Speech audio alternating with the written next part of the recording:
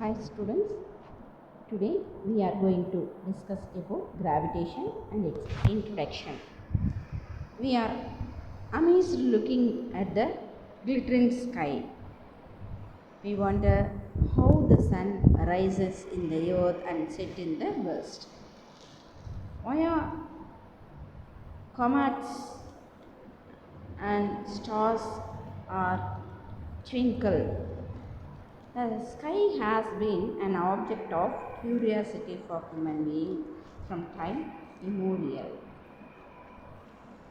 Then, from Aristotle to Stephen Hawking, great minds have tried to understand movement of celestial object in space and its motions. So, they are developed the theory of gravitations. And the Newton's in the 17th century to explain the motion of celestial objects and the terrestrial objects and answer the most of the Paris rays. Then the study of gravitation and its effect of celestial objects spanning last 3 centuries, that is gravitation is still one of the active areas of research in physics today. Okay. Uh, 2017, the Nobel Prize in Physics was given for the detection of gravitational waves. This Albert Einstein in the year 1915. So, understanding planetary motion, the formation of stars and galaxies, and recently massive objects like black holes and their life cycle have remained the focus of study for the past few centuries in physics. The next one is the geocentric model of solar system. Okay, in the 2nd century, Ptolemy, a famous Greco-Roman astronomer, developed the geocentric theory. It explains the motion of celestial objects like the sun, moon, Mars, Jupiter, etc. are around the earth. Okay, earth is at the center, these are around the earth. Okay, the earth is at the center of the universe. All celestial objects including sun, moon, other planets orbit the earth. This is a geocentric theory. This is a 2-mark market. And Ptolemy's model closely matched with the observation of the sky with our naked eye. But later, this Ptolemy's model not successfully explained. That is, motion of Mars and Jupiter. This could not be explained effectively. Okay, so then heliocentric model of Nicholas Copernicus. In 15th century, Polish astronomer Nicholas Copernicus proposed a new model called the heliocentric model. Heliocentric model in this theory says in the center of the solar system and all planets including the earth orbit the sun in a circular orbit. This is a 2-mark market. Heliocentric. So this model successfully explained the motion of all celestial objects. Galileo, famous Italian physicist, discovered that all objects close to Earth were accelerated towards the Earth at the same rate. Okay.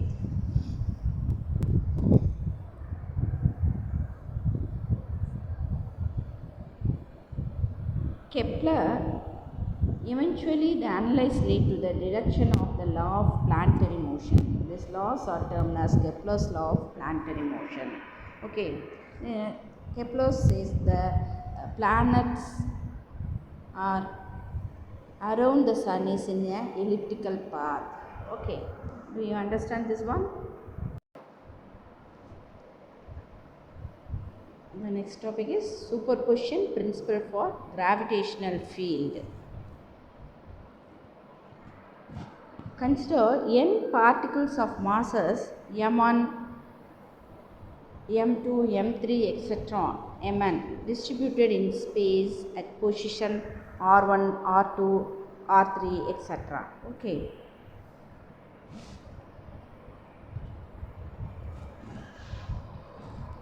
So, first you know about that gravitational field.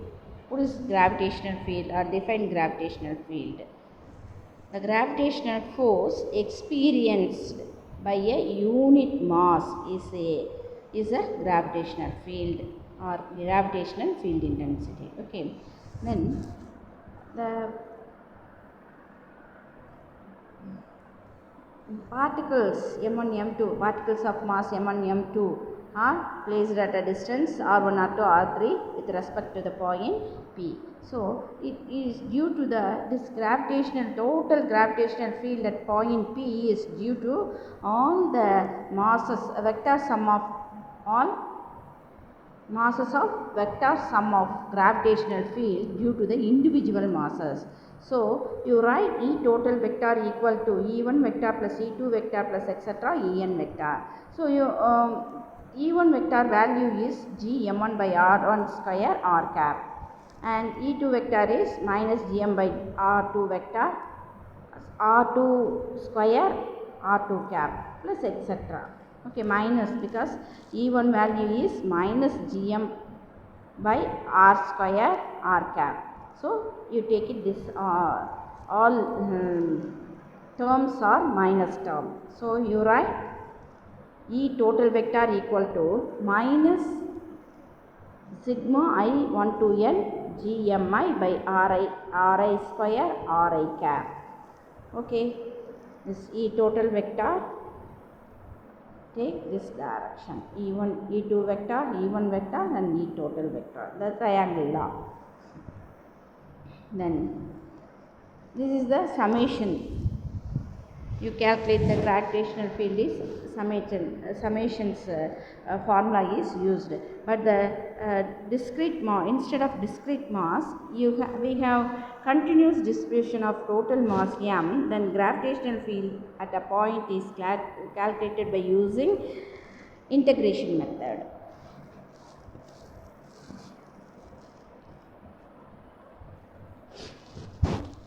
The next one is gravitational potential energy. The concept of potential energy you are well studied in fourth chapter. The gravitational force is a conservative force, and hence we can define a gravitational potential energy associated with this conservative force field. You consider two masses, that is m1, m2 are initially separated by a distance r dash. Okay. Then m1 is fixed in its position. Work must be done on m2 to move the distance from r dash to r. Okay. Then to move the masses m2 through an infinitesimal displacement dr vector from r to r vector plus dr vector. Okay, r vector plus dr vector. This second diagram. Okay, so work has to be done externally. Okay, so this infinitesimal work is dw equal to f external dot dr vector, but the work is done against the gravitational field because this is r vector. So, r2 dr vector it will move. So, work is done against the gravitational force. So, f external vector equal to fg vector, that is equal to g m1 m2 divided by r square. So, dw equal to, substitute the value for f external equal to g m1 m2 divided by r square. So, dw equal to g m1 m2 divided by r square r cap dot dr vector But you already know dr vector equal to dr into r cap. So dw equal to gm1 m2 divided by r square r cap dot r cap dr. You already know what is that? R cap dot r cap equal to 1. So dw equal to gm1 m2 divided by r square into dr. Total work done for displacing the particle from r dash to r. So w equal to integral r dash to r dw, that is equal to integral r dash to r gm1 m2 divided by r square into dr. Okay. So integrate this value. You already know what is that? This one is a constant value. So you rearrange this equation. Integrate this one. So take it outside. This constant value gm1 m2 integral r dash r dr divided by r square. Okay. So you write gm1 m2 integral r dash to r power minus 2 dr. Okay. So integrate this one.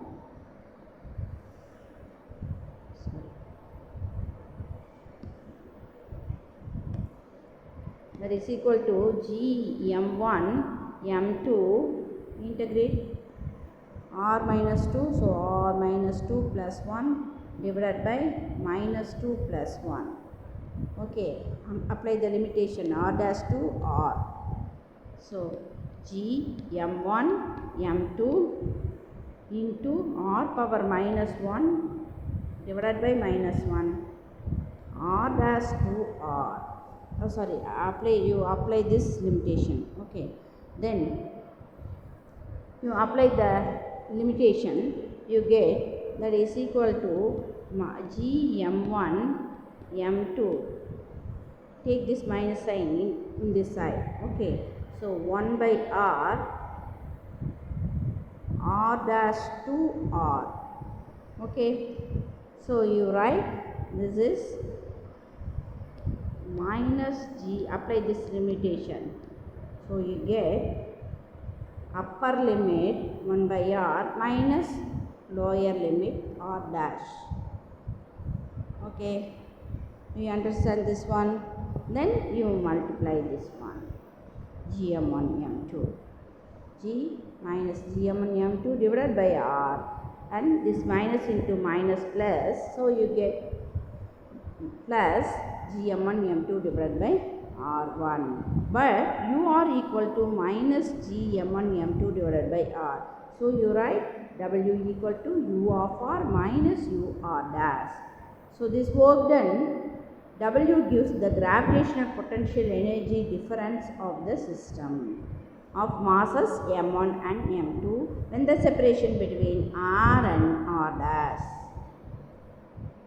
So next one is case 1. If r is less than r dash or r dash is greater than r, the gravitational force is attractive. So m2 is attracted by m1.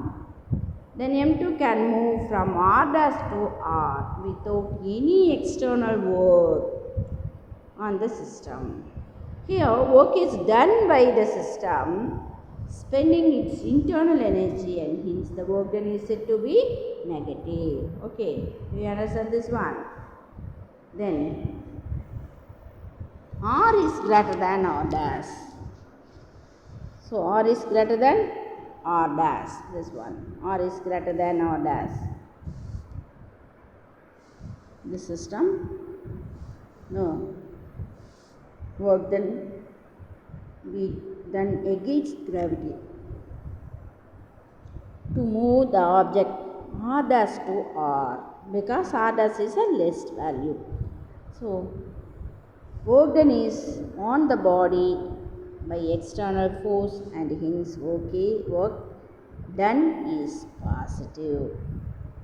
Okay, so this only potential energy difference has physical significance. So gravitational potential energy can be discussed by choosing one point as the reference point. So we consider R dash becomes 0. It means R dash is equal to infinity. Then work done becomes 0. So W equal to 0. You know that is in this case R dash is 0. This R dash is 0. R dash is infinity. So anything by infinity is 0. So this term becomes 0. So you write this one. W equal to minus Em1 M2 divided by R plus 0. Okay. This then the definition for gravitational potential energy as the potential energy of a system of two masses m1 and m2 separated by a distance r as the amount of work done to take the mass m2 from a distance r to infinity. R to infinity. M1 is a fixed point, you already know. Then U of R equal to minus Gm1 M2 divided by R. So the gravitational potential energy of a system consisting of two masses m1 m2 separated by a distance r is the gravitational potential energy differences of the system when the masses are separated by an infinite distance and by the distance is r. So u of r equal to u of r minus u of infinity. So u of infinity, as you already know, that is becomes 0. So the gravitational potential energy u of r is always negative because when two masses come together slowly from infinity, work is done by the system. So the unit of gravitational potential energy is joule. It is a scalar quantity. So the gravitational potential energy depends upon the two masses and the distance between them.